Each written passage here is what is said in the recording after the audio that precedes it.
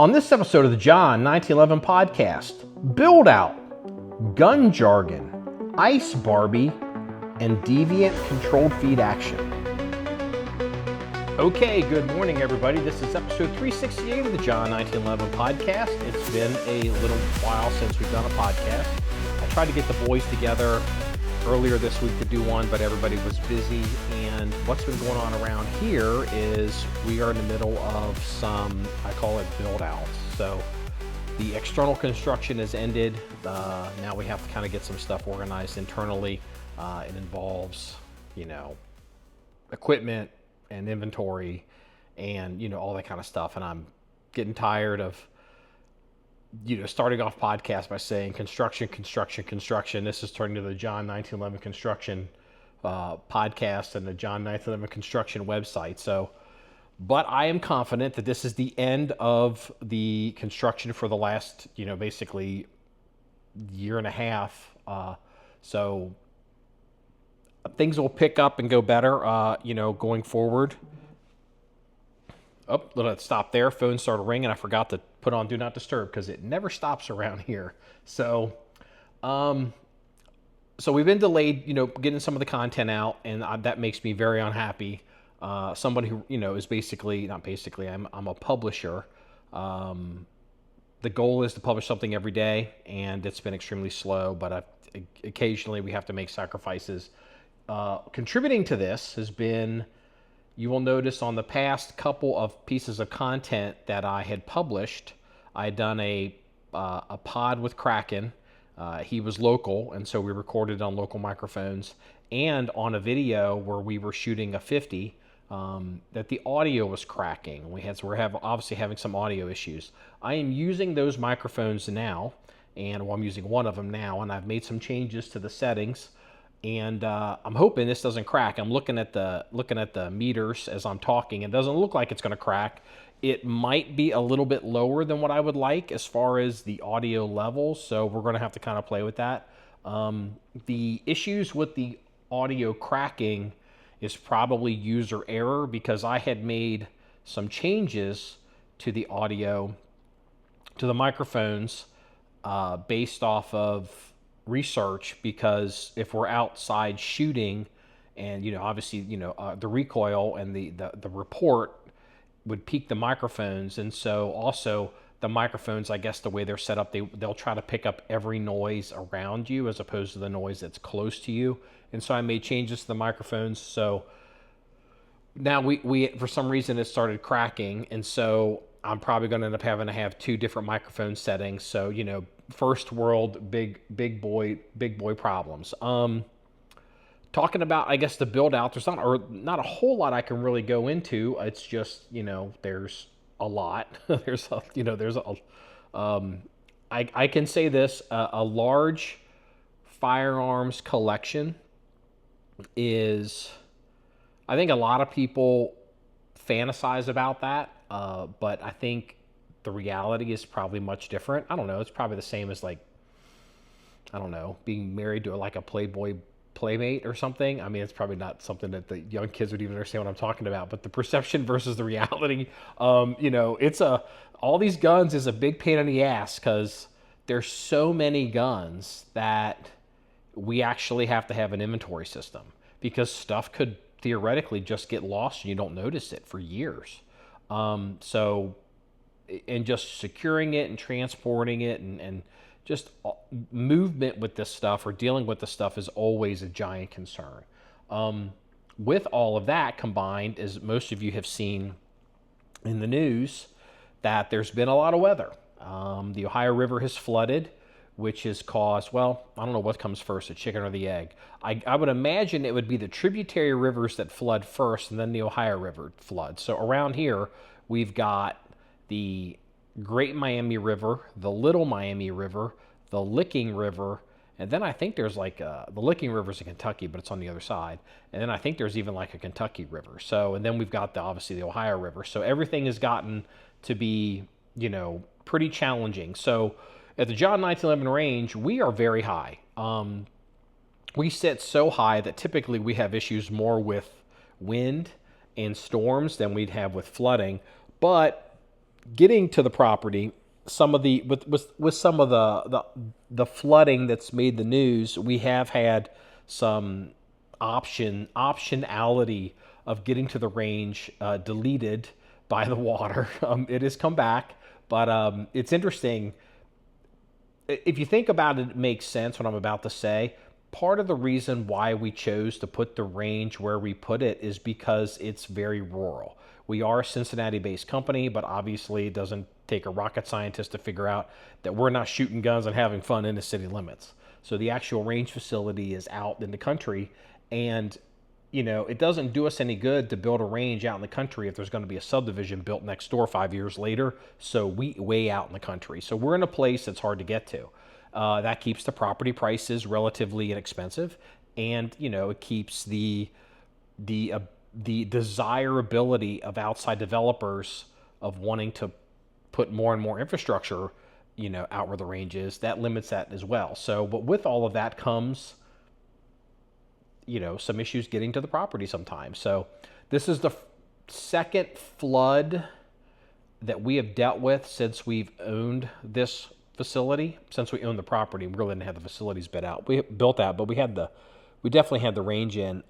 Actually, fun fact, those of you that have been around a long time, I remember we had bought the property, I think in, the fall of some year. And I don't remember the year, so I don't want to say it exactly. I'll be wrong. And then the following spring, we had engaged with what I call the dirt work people, and they started building the rifle range and the pistol pit and all that. And I remember that first year doing all that. It rained so much that year. It was record breaking. And what was causing issues is, some of the equipment that we brought on property was just, it's monster equipment. It's the stuff they use on highways. Like, I don't know if you know anything about bulldozers, but we had a D8 Caterpillar bulldozer brought onto the property, and you don't really want to run that kind of equipment when it's really wet because it'll tear up everything, and two, they can sink. And it just, the rain that year during construction, it just went on and on because they had to keep stopping. And even if it stopped raining, it would take over a week for stuff to dry out that they could realistically do anything. Sure, you could drive your truck on it or go around and shoot and do whatever, but not actually do heavy duty construction. So the weather we've been through the past, month and a half or so has been reminiscent of what we went through when we first bought this property. Fun fact, also, we did have a tornado go over the range. It wasn't officially reported as a tornado at the time. It was rotation, and it absolutely landed, and at another location, and we followed it back, and I was actually at the range, and I remember it got pretty hairy there for a minute. I about had to jump into the storm shelter. So, because at the John1911 range, we don't have any basements. So anyway, just was interesting. I was obviously vindicated on wanting to put a storm shelter in. So let's get into a couple things, I guess. We'll start with the website first. Kraken had published some photographs of a Glock he had picked up, a Glock 43X COA. So it's a little pocket rocket Glock, and it's one of the new red dots from Aimpoint in conjunction with Glock with a special cut where basically it's, instead of a red dot tube in a box, the entire thing is kind of a unibody, and then that goes into its own cut. And so the entire box that you look at for the red dot, the body of the red dot also functions as the recoil mounting lug and plate and all that. So Kraken has been expressing some interest in carrying AIWB, and he's been working on his fitness and decided he wanted to do that. And he made not an uncommon decision that people do that don't ever carry AIWB appendix, is he went out and bought a small gun. So he found the COA gun, and long story short, it went horribly for two reasons. One, as counterintuitive as it probably seems, Small guns do not carry well appendix. The bigger the gun, typically, the easier it is to carry appendix. There's not really a weight issue or a like sometimes like if you're carrying a heavy gun on one side of your body, can cause some pain or discomfort or issues with one hip or your back or other hip. But the thing is, primarily with appendix is the longer the gun is, the more leverage there is for the gun to stay vertical, and you can mitigate this or enhance this issue, whether it's not going vertical or going vertical, depending on what you're trying to do, by putting a big old foam wedge at the bottom of the holster. So he's got a little gun that he can't hardly hold right because he's not a small guy either, like me. And so that's a strike against the Glock 43X, I guess. I don't know what the difference is. 43X. And then he's trying to carry it. He bought a holster that's like a 43X appendix holster, and the shit doesn't work right. It's just not comfortable. Thing tilts out. You try to put a shirt over it, and you look like you got a boner or something. Like, it just isn't right. But that's a very common mistake that people make. And so it wasn't a slam on the Glock itself.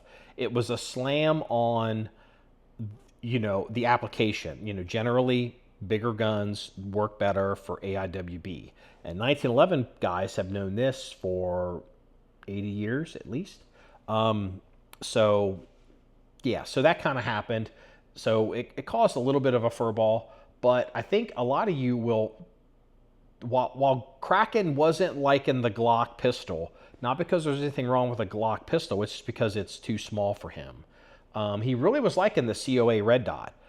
He doesn't have the system. I think he sold it all to a cousin. So he's going to try to get the Glock 47 or Glock 45, the bigger full-size service gun with a COA Red Dot. But he seemed to be liking that COA. So not that we're gear reviewers, but it's kind of a newish red dot. Let's hope that the COA holds out better than some of the acro stuff that we've seen out there, but it is what it is.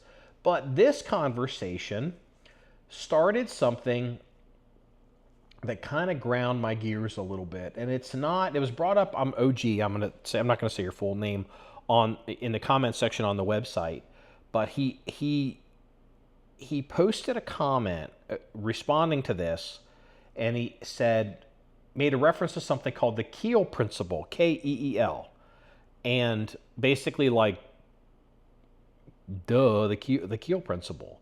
And look, I've been in this game a long time. I don't know, close to 30 years, and I'm like, what the fuck's the Keel principle?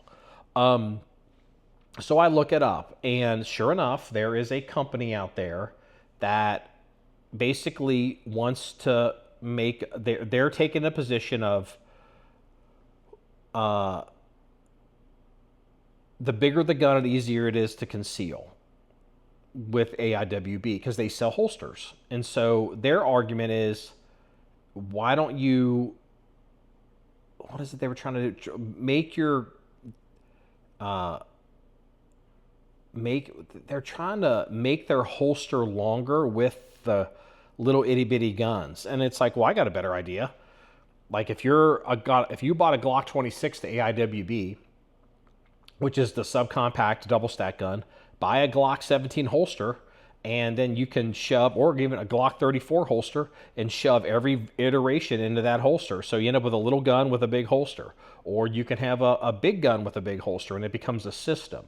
But, you could see what was happening here was a holster company has decided, and it's not like it's like a conspiracy or like they're screwing people over. It's human nature. And what people want to do is they want to use mnemonics and buzzwords and jargon to make stuff more complicated than it needs to be. And you have to understand, what does jargon and lingo and mnemonics, like a mnemonic is FBI, Federal Bureau of Investigation. A mnemonic would be, AIWB,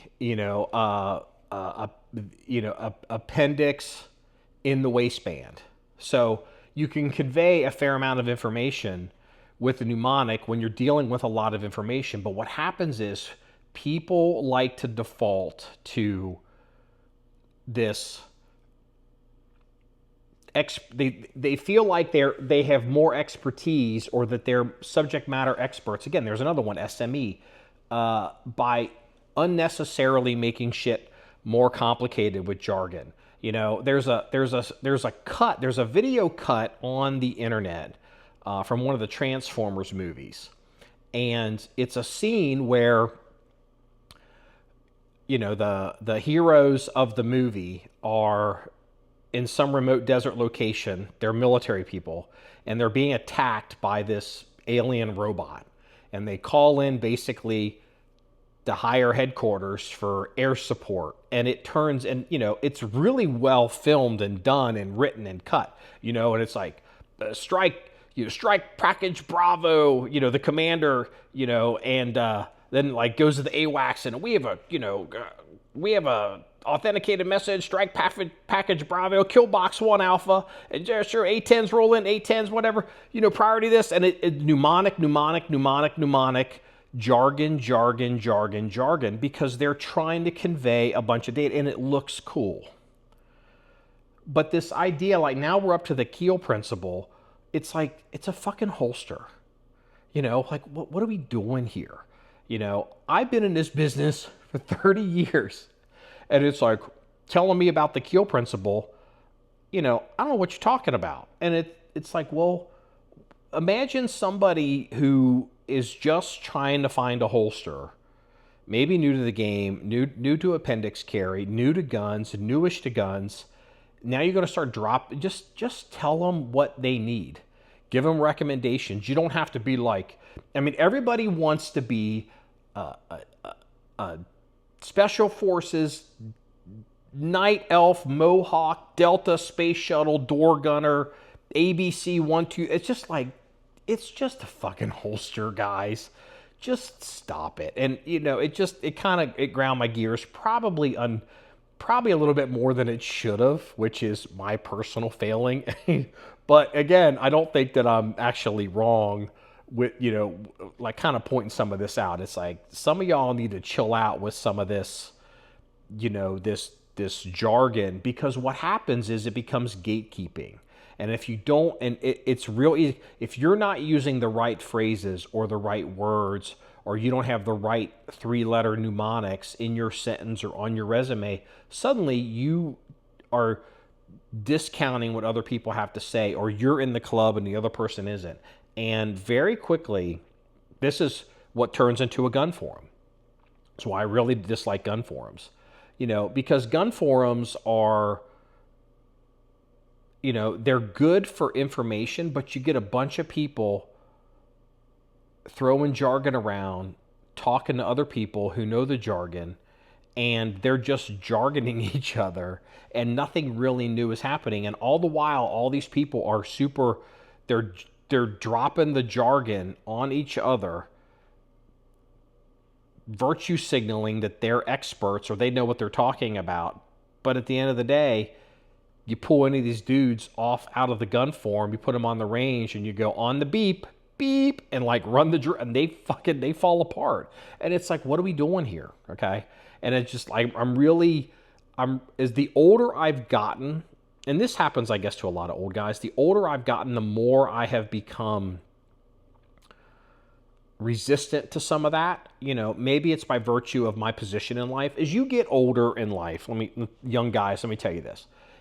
There does come a point in life where maybe you start to realize there's things you're never going to do. Okay? I don't know at what age I finally realized, like, I never wanted to do this, but then you realize I'm never going to be able to fly the space shuttle. That's one of the jokes. And it's like, well, one, the space shuttle isn't really around anymore, but I'm never going to be able to fly the space shuttle because I haven't put myself in a position to fly the space shuttle. I haven't been doing certain things. And so I didn't, go to the Air Force Academy, and I didn't, get the whatever fighter pilot or whatever this, and then I didn't get a degree in I don't know, physics or whatever they'd want to do to fly the space shuttle. And you start to realize that a lot of this stuff, especially in the gun community, but it's in a lot of communities, you get a bunch of people sitting around waving the jersey, talking nonsense, pretending like they know how to do shit, and they don't. And as you get older, you get more sensitive to actually doing stuff versus not doing stuff. And a good way to express this to the average listener would be Jerry Miculek. Jerry Miculek is, if you don't know who he is, he's the guy, you'll see the video once in a while where he shoots six on a revolver, then reloads and shoots six. And is it, 2.99 seconds? He set the world record. And I think he finally eventually broke that. But, Jerry Miculek is just a guy. He has much more God-given talent than most of us, especially me. But at the end of the day, Jerry Miculek is just a guy. Hold on. Clear my throat. Jerry Miculek is just a guy who showed up every day at the range and put in the work and got better. And when it comes to firearms training or in this space, I have gotten to be more and more and more worried about folks that want to slide into jargon, gatekeeping, the cool guy lingo, and it's like, well, you can't shoot for shit, you can't actually do any of this stuff.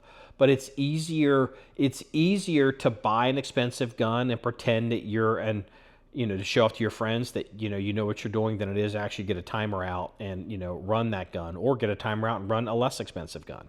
It's easier to buy. LARPing is the best example. Okay, it's easier to buy all this gear and take a picture or do a video than actually develop some skill, because it's scary, and it can really check your ego, and this, like, the Keel principle, and I'm like, it just, again, circling back to what I just said, because I'm doing it again. It's 20 minutes on this.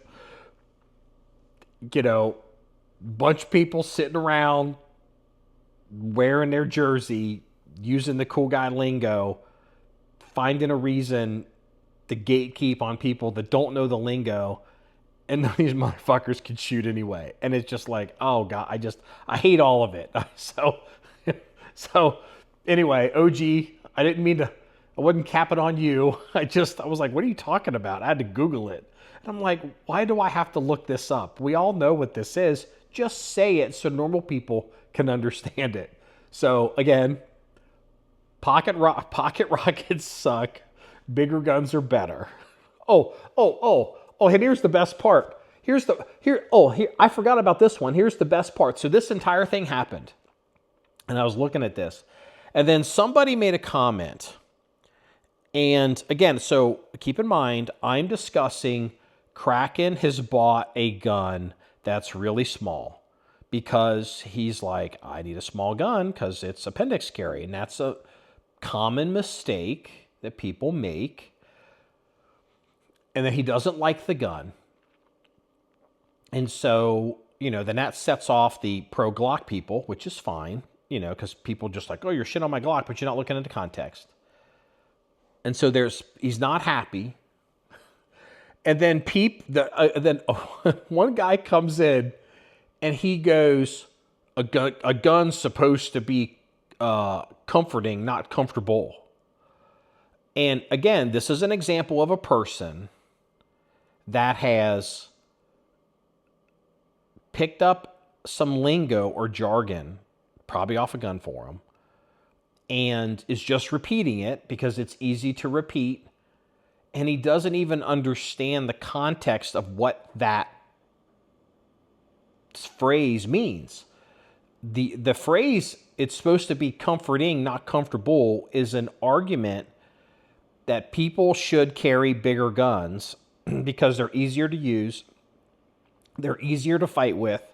Excuse me. They're easier to handle, to shoot well, and it may be less comfortable in a lot of cases to carry on the body than a little pocket rocket. So the idea that a gun's supposed to be comforting, not comfortable, but this dude's coming in and dropping that nugget of wisdom on somebody who's complaining about a gun being too small. And so it's the exact opposite of what the phrase is supposed to be used for. And it's just like, Jesus Christ, I'm just like, I'm in hell here. Like, I'm just like, you know, this, obviously I need some more range time. Just, you know, I get out the timer, get back out there on the range and, you know, get some reps in. And I become less sensitive to some of the nonsense I see on the internet. I guess, let's change gears here. I guess here's an announcement for content creators that make stuff for John1911. I guess it needs to be said. I'll say it here, assuming you all listen to the podcast. I know not all of you do, but you should. This is my way to check. When you're submitting content to the John1911 website, no PDFs. No PDFs. Ideally, I prefer Apple, but if you're going to send me something, or an article, send it in like Microsoft Word. I'd rather have it in regular straight up text than, you know, PDF. So if I'm going to be checking, Santa Claus is going to be making a naughty list, and I'm going to see which of you have no longer will be sending me PDFs. So that's just inside joke for people that are kind of helping out around here. I have predicted, this is not me saying I told you so. I predicted this when the school resource officers started shooting themselves in the leg. And, you know, because I don't think they shot themselves in the leg. I think it's obvious the gun shot them in the leg in the holster. But one school resource officer started having negligent discharges or uncommanded discharges at schools, and people were getting injured. And the issue of the SIG P320 crossed over from gun nerd, training cadre, jersey waving, SIG fanboy versus Glock versus Smith versus 19, whatever, all that bullshit. And once it crossed over into people that actually have to be responsible, people have to be held accountable when stuff goes wrong, and people that have to, you know, write the checks for the liability and E&O insurance, errors and omissions insurance, that various agencies, departments, cities, and townships have to carry, that the SIG P320 was doomed. And word has come out now that Chicago PD has dropped the SIG P320 from their approved list. Apparently, they had officers, I guess they adopted it maybe in 2018, so I guess they even had officers, I mean, to make sense, they had officers going through the academy with the SIG P320. What's unique, I believe, about Chicago is Chicago has a fairly large list of firearms that they are approved for officers to carry. It's a large department. I don't remember how many officers there are on it. But it's got to be up there. It's pretty big. So whereas like a mid-sized city, you know, you get a city like Cincinnati, who's our major metropolitan city, they're Smith & Wesson. And he's like, you know, like they have some off-duty and some, you know, stuff to carry that you may want to run or whatever, but it's like, you're on duty. You can have any gun you want as long as it's a Smith & Wesson M&P. Okay, and that's kind of how it is. Well, Chicago apparently has some leeway with that, and they're yanking the 320. Now, what's interesting is I haven't really looked that closely, but I don't believe Chicago's had any issues with the P320s. But that's not how this is going to work. How this is going to work is you all know the phrase, and sometimes you've come to hate the phrase, quote, out of abundance of caution, unquote. You know, again,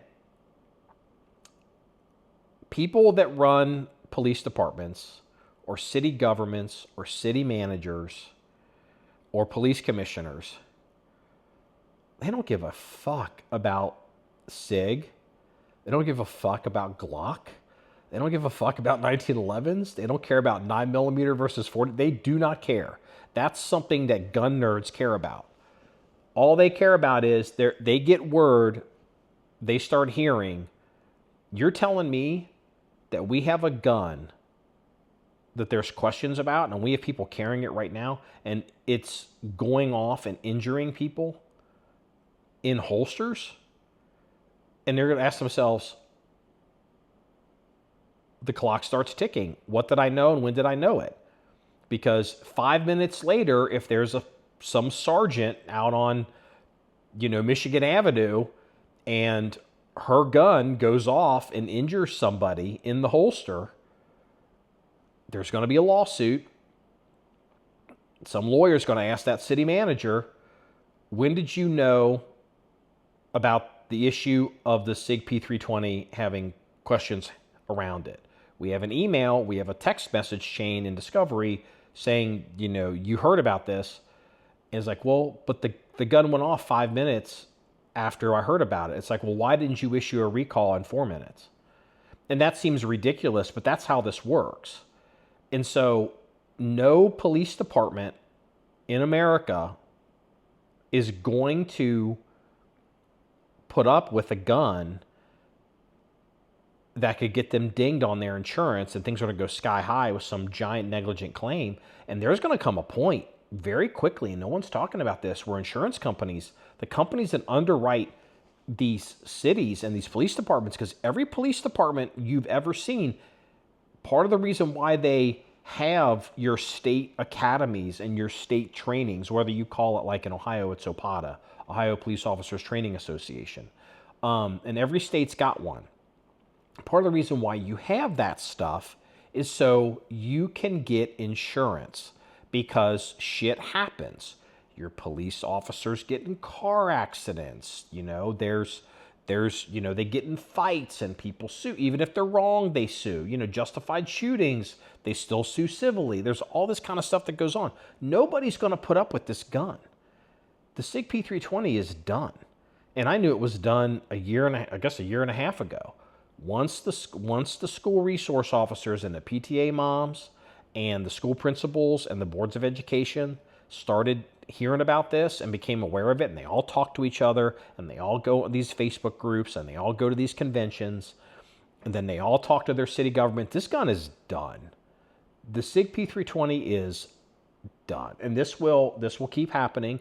And sure, you'll find some police department out there that they'll want to keep the gun, or they're going to want to do whatever. And that's an argument for people that want to wear the SIG jersey. In the real world, no one gives a fuck about how this works, because it's about insurance and liability. No large entity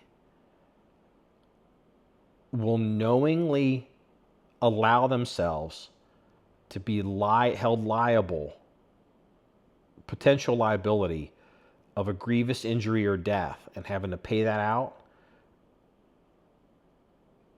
just because it's SIG and it's the service pistol of the Army. It's the gun's done. I mean, it's done. SIG is done. Ron Cohn's not going to make it the rest of the year.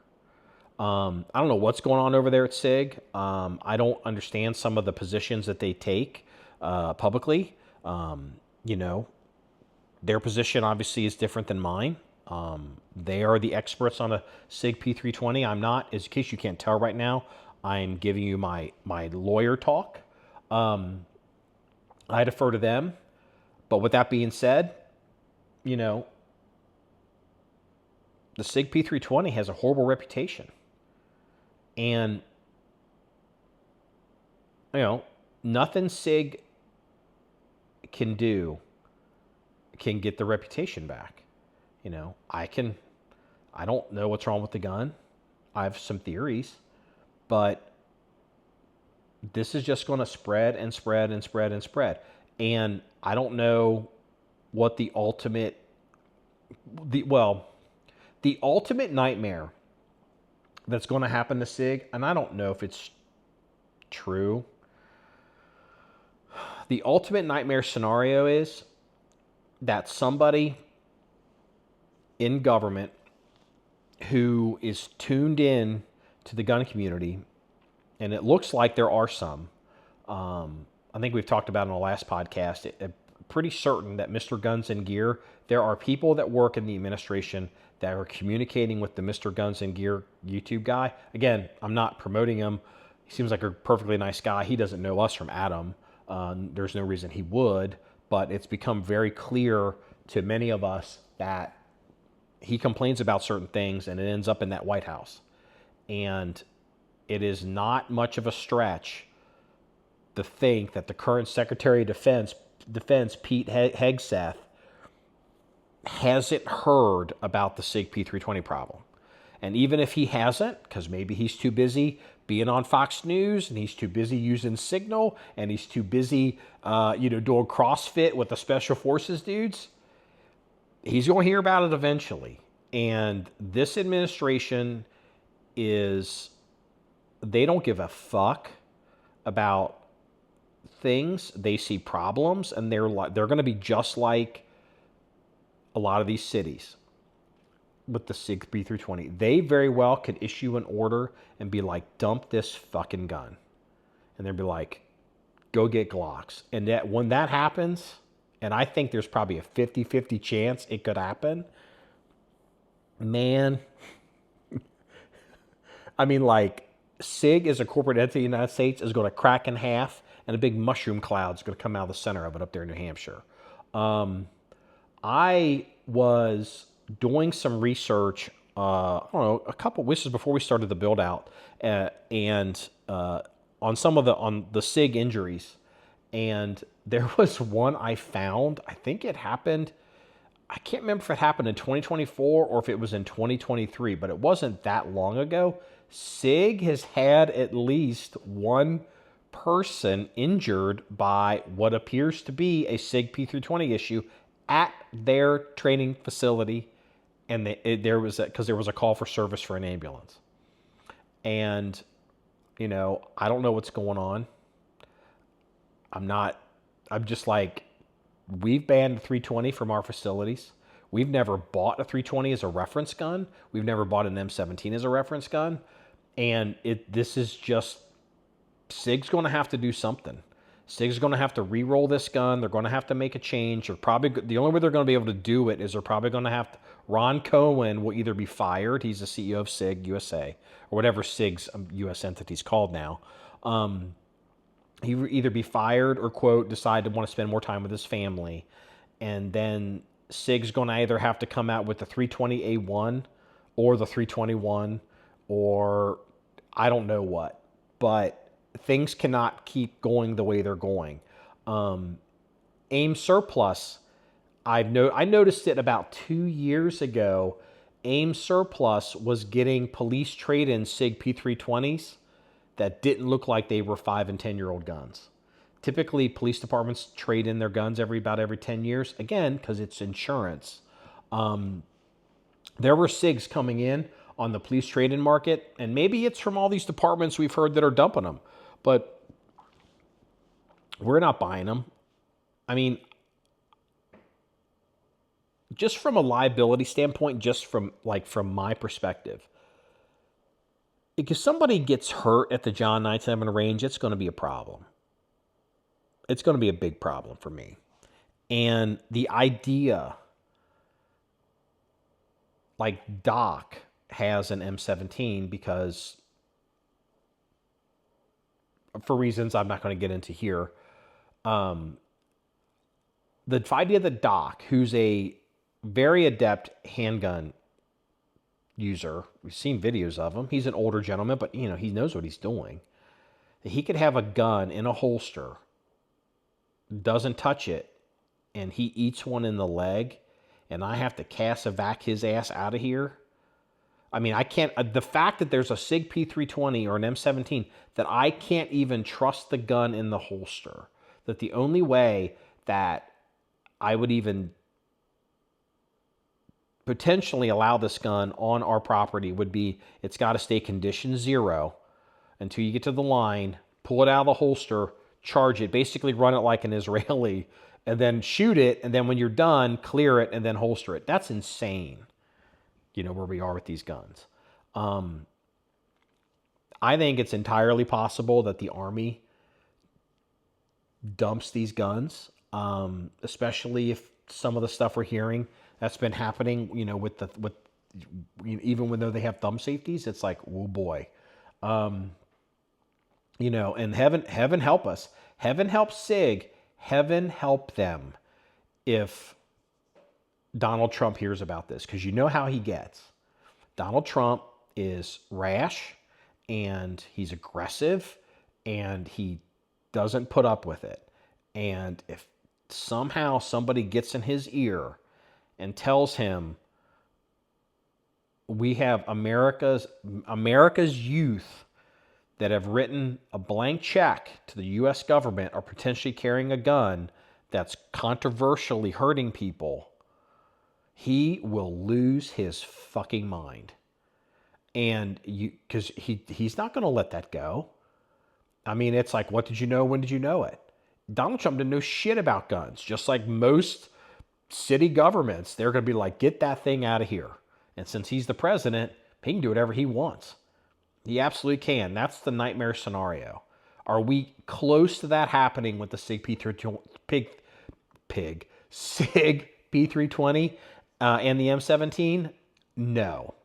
But man, I can see it coming down the track. I can see the light of the train a couple miles away going, oh boy, this is not good. And it's not going to get any better. And speaking of LARPing and government, so here's an example of, I saw this, and many of you have seen it too, Kristi Noem, who will forever go down as Ice Barbie. She's the, is she the Secretary of Homeland Security? I think is that right? Yeah, so she runs Customs Border. And so she's a law enforcement officer. She goes on all these raids, and she's wearing, body armor. And now there's a picture of her holding somebody's M4, tricked out M4 too, and wearing the CPB hat or the ICE hat, whatever it is. And she's got her long hair. I mean, she's a good-looking woman. But she's very much into. Kristi Noem is a politician. Kristi Noem has had some. We've talked about it on the podcast a long time ago. Kristi Noem has a lot of challenges in her personal life that will affect her politically. And if she ever tries to run for major office, this will absolutely come out. And I don't think she wants to be done. And so she is absolutely leaning into the getting, the using the soapbox and putting herself out there. So she can stamp an image, law enforcement and the border, and the Ice Barbie image, it's interesting. I don't know how I feel about it. I mean, I think some of it's a little cringe and a little tacky, but that's how politicians are. But some of the people that have been attacking her lately, saying that she was pointing a gun at somebody's head.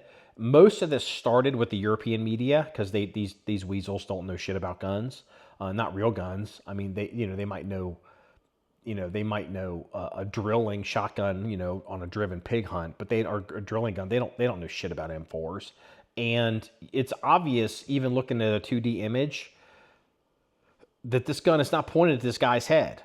The barrel isn't, but they're looking, because it's, her left arm is farther out, her right arm is closer to the body. It's pointing forward. This is very common. A bunch of people, you're around a bunch of other shooters with M4s, you sling them down, hold them up. There's things you can do. This gun is obviously not pointing at somebody's head, but all these anti-gun people and all these people just want to take this woman out, trying to whack her. And I just saw that, and I thought it was kind of unfair. There's a fair amount to criticize Kristi Noem on. I think she is politically a very flawed person. The stuff that's come out about her and Corey Lewandowski. But I'm going to defend her on this one. That's a bunch of horse shit, that photograph, and it's not a big deal. But it gives me an excuse to put it on the internet. National CCW reciprocity. I'm hearing that I guess that's being introduced or talked about again in Congress, in the House. I mean, we don't run the Senate. The Republicans don't run the Senate. I don't see it happening.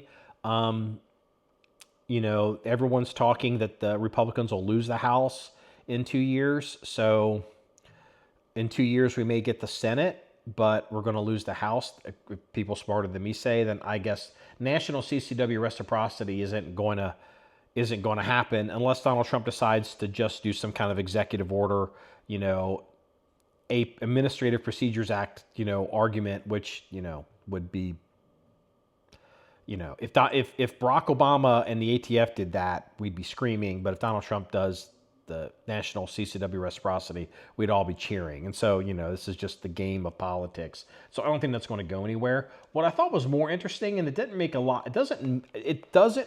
of sense to me, is they have now decided that Kash Patel, who's the director of the FBI, they had given him a dual hat position to run the ATF.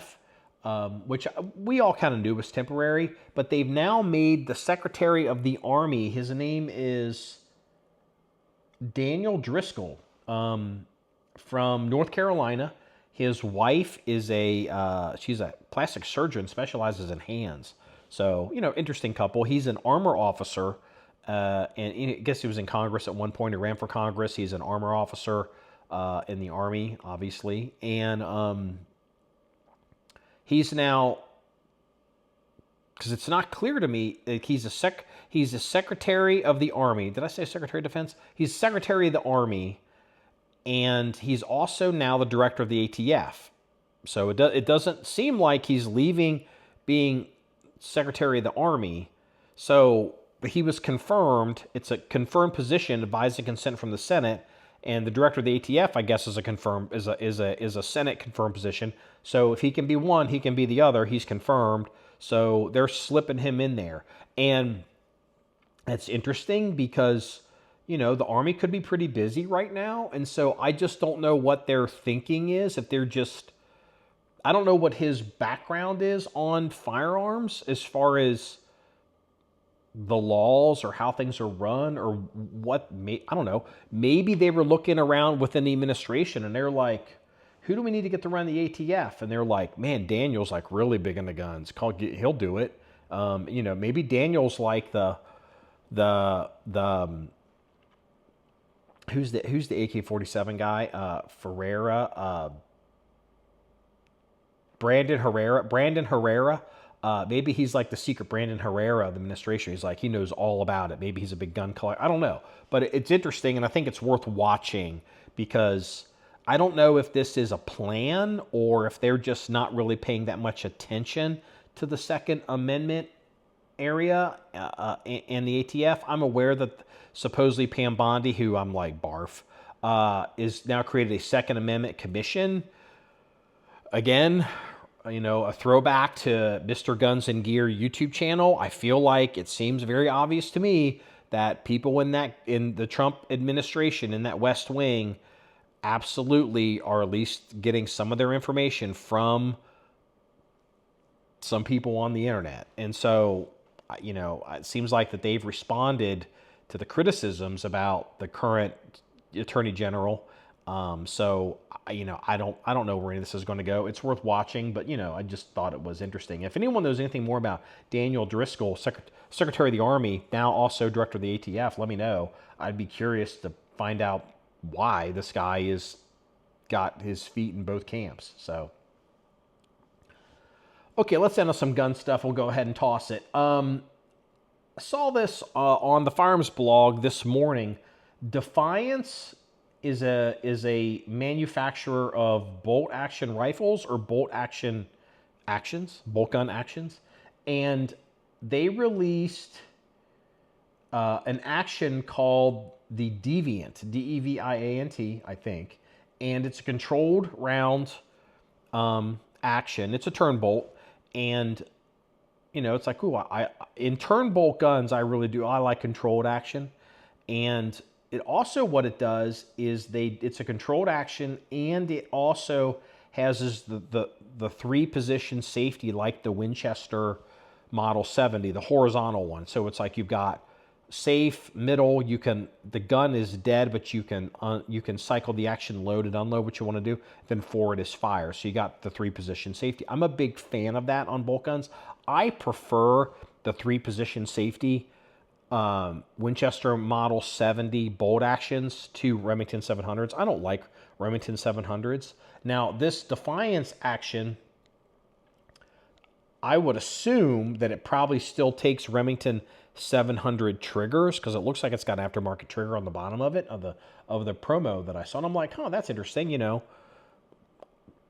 I'm always casually looking for a super well-built Winchester Model 70 type of bolt gun, even though I'm a Blaser.